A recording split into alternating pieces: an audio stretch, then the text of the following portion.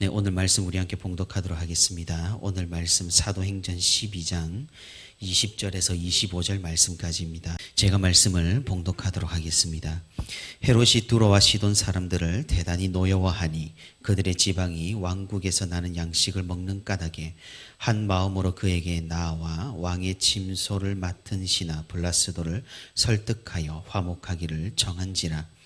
헤롯이 나를 택하여 왕복을 입고 단상에 앉아 백성에게 연설하니 백성들이 크게 부르되 이것은 신의 소리요 사람의 소리가 아니라 하거늘 헤롯이 영광을 하나님께로 돌리지 아니하므로 주의 사자가 고치니 벌레에게 먹혀 죽으니라.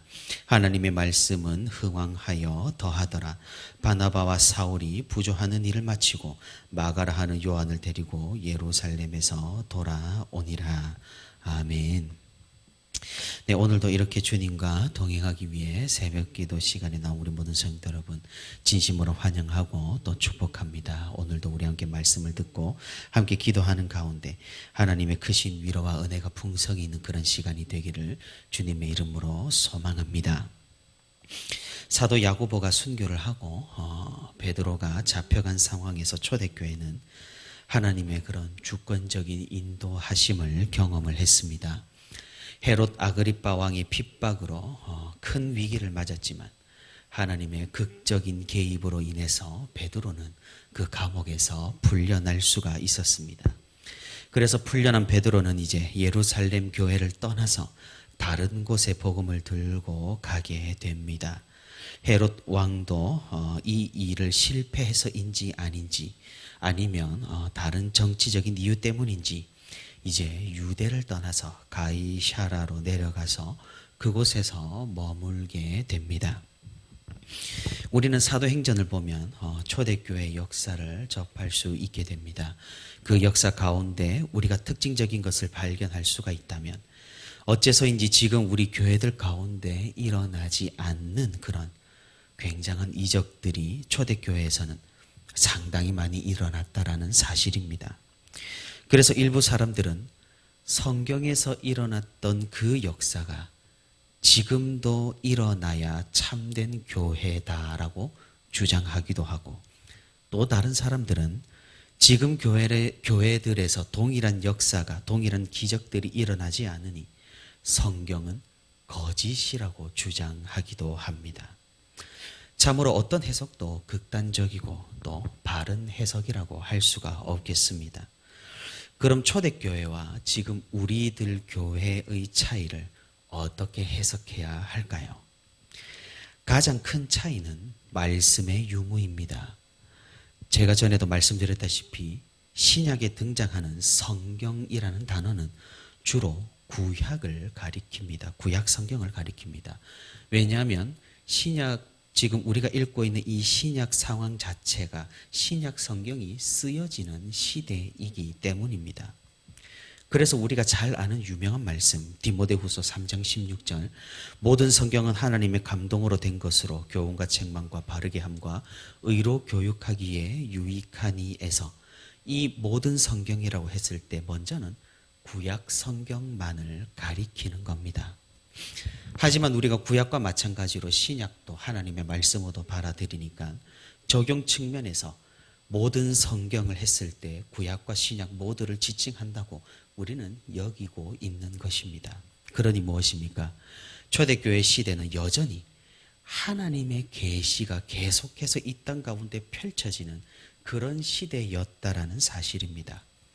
그러니 하나님께서 행하시는 일들이 더욱 직접적이고 다이렉트한 면이 있다라는 사실을 우리는 기억을 할 필요가 있겠습니다. 그리고 또 무엇입니까? 하나님께서는 여전히 신약 시대 가운데 본보기로서 이 모든 것들이 성경에 기록되게끔 역사하셨다라는 사실입니다. 아나니아와 삽비라의 이야기, 또 성령 하나님께서 친히 강림하신 그 이야기, 사도들이 기적적으로 풀려난 이야기들, 초대교회를 통해서 복음이 기적적으로 활발히 전파된 그런 부흥이 된 이야기들, 하나님께서는 이 모든 것들을 지금 우리가 알 수 있게끔 기록하시고 인도하셨다라는 말입니다. 그래서 하나님께서는 이미 보여주시고 기록한 것들이 있으니 이제는 마지막 날까지 기다리시고 그날을 위해 악을 허용하고 계시는 것이라고 우리가 생각을 해볼 수가 있겠습니다. 그래서 이런 관점을 가지고 사도행전의 이야기들을 살펴본다면 초대교회와 지금의 교회들의 그런 차이점들 또는 기적의 유무들을 우리는 조금은 쉽게 받아들일 수가 있을 겁니다.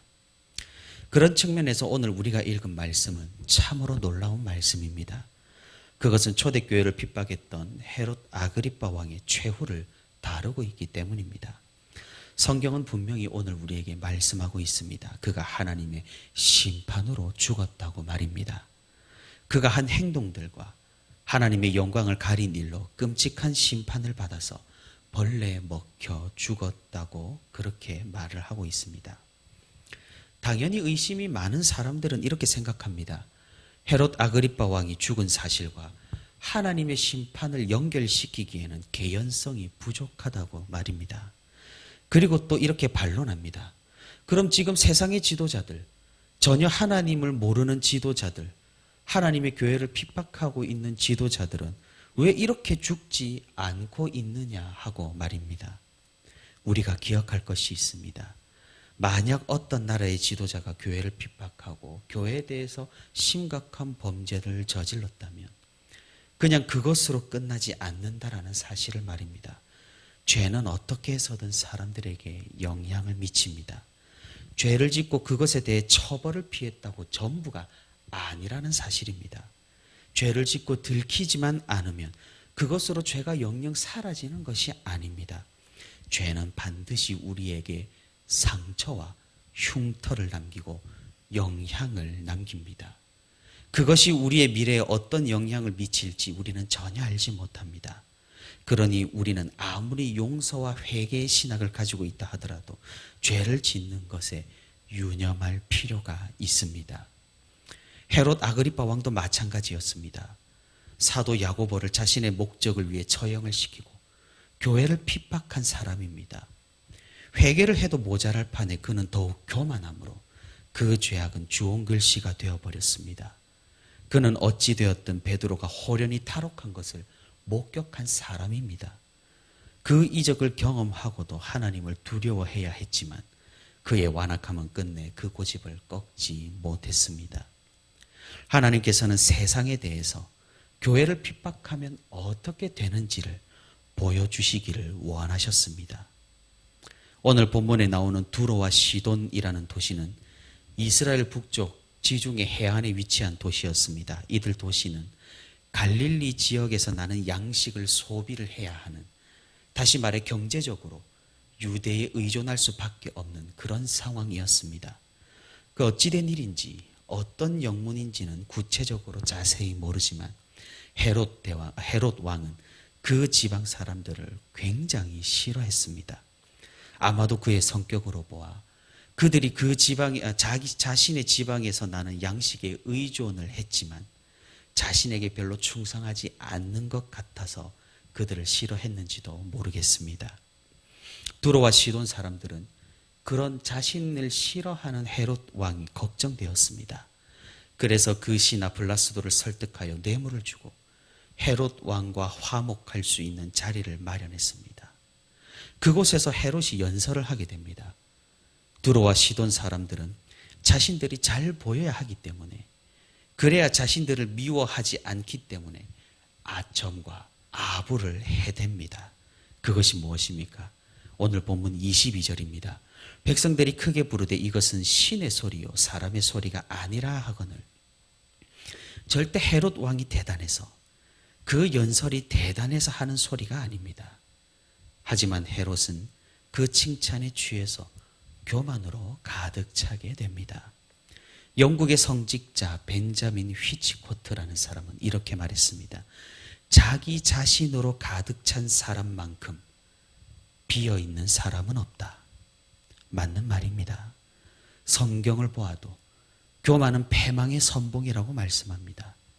하나님께 영광을 돌리지 않는 헤롯은 벌레에 먹혀서, 그 당시에 벌레에 먹혀서 죽는다는 것은 굉장히 수치스럽고 끔찍한 죽음이었습니다. 그래서 헤롯은 벌레에 먹혀서 죽게 됩니다. 성경은 직접적으로 헤롯 왕이 심판을 받은 이유를 알려줍니다. 23절입니다. 헤롯이 영광을 하나님께로 돌리지 아니하므로 주의 사자가 고치니 벌레에게 먹혀 죽으니라. 하나님께서는 절대 자기의 영광을 지상의 어떤 지도자와도 나누지 않으실 것입니다. 그분은 전능하시고 위대하시며 절대자이시기 때문입니다. 하나님을 망각한 교만은 이렇게 비참한 최후를 맞았습니다. 사람들은 말합니다. 지금은 저렇게 행동해도 바로 죽지 않는다고 말입니다.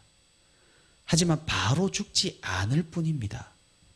교만은 사람을 서서히 말려 죽입니다. 그리고 무엇입니까? 마지막 날엔 헤롯 왕이 지금 받은 심판보다 더욱 끔찍한 심판으로 교만한 사람은 돌려받게 될 것입니다. 사랑하는 성도 여러분, 헤롯 왕이 죽은 것이 초대교회를 핍박한 것과 또는 하나님께 영광을 돌리지 아니한 것과 정말 관련이 있을까요? 그냥 우연의 일치가 아닐까요? 그저 시간이 이렇게 지났기 때문에, 시간이 그렇게 되었기 때문에 헤롯이 그냥 건강상의 이유로 그냥 죽은 것이 아닐까요? 성경은 너무 확대 해석하고 있는 것은 아닐까요?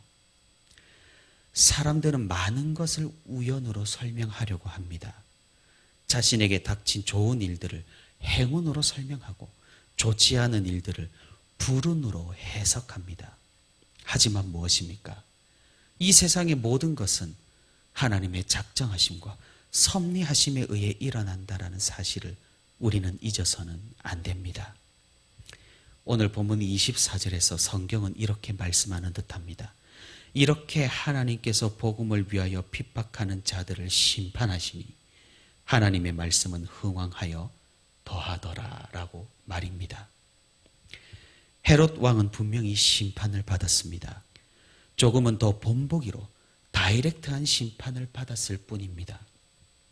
세상에서 일어나는 모든 일들, 예를 들어 누가 정권을 잡았는가? 러시아는 왜 우크라이나를 침략했는가? 세계 이상 기후현상은 왜 일어나는가? 쓰나미와 허리케인은 왜 굳이 그 지역을 덮쳤는가? 왜 지진으로 수많은 생명들이 죽게 되었는가? 세상은 우연히 운이 없어서 국제 정세로 이런저런 과학들을 이유로 많은 이유를 찾아서 혹은 아무 이유 없이 그냥 일어난 일로 이 모든 것들을 해석합니다. 일리는 있습니다. 하지만 우리는 그 너머를 볼 수 있어야 합니다. 하나님께서 이 모든 것들을 사용하셔서 그분의 뜻을 이루시고 계시는 것입니다. 물론 우리는 이런 현상과 이런 사건들을 섣불리 해석하고 하나님의 뜻이 무엇인지 우리의 좁은 시각으로 쉽게 결론 내려서는 곤란합니다. 하지만 우리가 반드시 기억해야 할 사실은 모든 것에 우연이란 없다라는 사실입니다. 모든 것은 필연입니다. 그것은 하나님의 작정하심과 하나님의 섭리하심입니다. 최근 들어 역사를 해석하고 국제 정세를 분석할 때 권력의 갈등으로 모든 상황을 해석하곤 합니다. 다시 말해 초대교회와 당시 기득권의 권력 투쟁으로 교회사를 해석하기도 합니다. 이는 잘못되었습니다. 하나님의 역사를 단순히 권력 투쟁으로 엮어서는 곤란합니다. 하나님의 역사는 복음의 역사이며 진리의 역사이기에 그렇습니다. 우리 삶도 마찬가지입니다. 우리는 이유를 찾습니다. 하지만 이유를 찾지 못할 때는 우연으로 확정 지을 때가 많습니다. 성경은 그렇지 않다라고 말합니다. 우리에게 일어나는 모든 일들, 고통과 근심, 행복과 기쁨, 하나님께서 허락하신 일이고 하나님께서 우리를 그렇게 지금도 이끌어 가시는 중인 것입니다. 그러니 우리는 하나님을 의지하는 것이며 믿음과 신앙으로 하나님께 우리의 삶을 맡겨드리는 것입니다. 그것은 내 사정이 어떠하냐에 따라 믿음이 달라지는 그런 변동이 아닙니다.